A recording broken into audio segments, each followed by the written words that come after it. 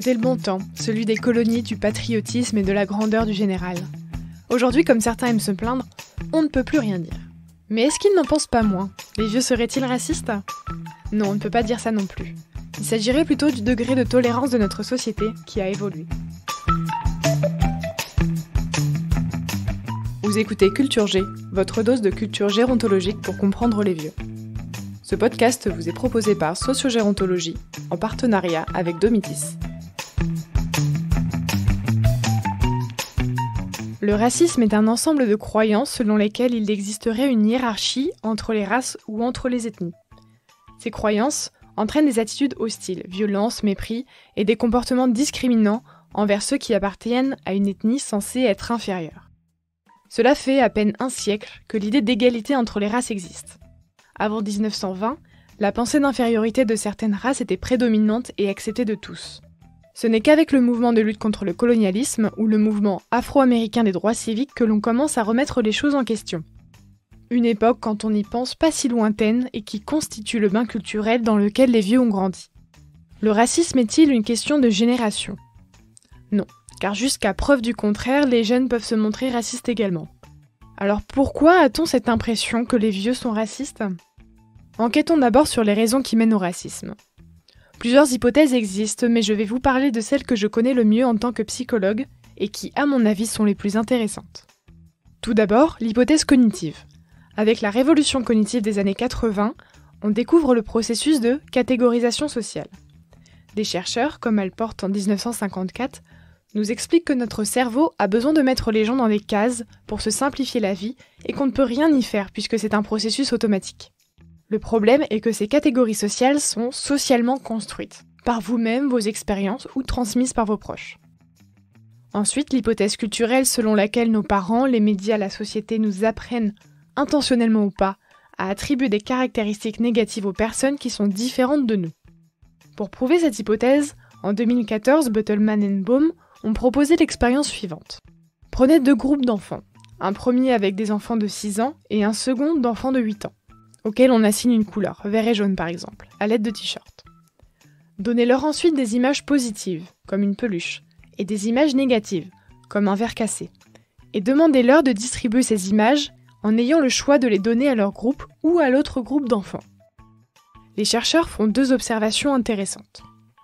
Premièrement, les 2 groupes d'enfants favorisent davantage leur groupe, ce qui veut dire que nous avons tous une tendance à valoriser les personnes qui nous ressemblent. Ici, les enfants donnent plus d'images positives aux enfants qui portent la même couleur de t-shirt. Deuxièmement, en plus de favoriser son groupe, on a tendance à désavantager les personnes qui n'en font pas partie. Dans l'expérience, ce sont les enfants de 8 ans qui donnent plus d'images négatives aux enfants avec un t-shirt de couleurs différentes. À 8 ans, on ne se contente pas de favoriser son groupe, mais aussi de désavantager l'autre. C'est donc un comportement qui s'apprend au cours du développement. C'est une étude importante car ce sont ces biais de favoritisme qui sont à la base des comportements de discrimination comme le racisme. D'autres explications existent en psychologie sur les causes du racisme. Mais arrêtons-nous là pour revenir à notre sujet. Nous venons de voir que l'une des causes avancées pour expliquer le racisme est l'apprentissage social. Ce seraient donc les normes de la société qui influenceraient notre comportement. Cependant, les normes sociales des années 50 ne sont pas les mêmes qu'aujourd'hui. Ainsi, de nouvelles théories proposent que le racisme a changé du fait de l'évolution de la société. Aujourd'hui, le racisme est condamné, autant socialement que légalement. Les gens ne peuvent donc plus exprimer ouvertement des attitudes racistes, comme cela pouvait se faire il y a quelques décennies.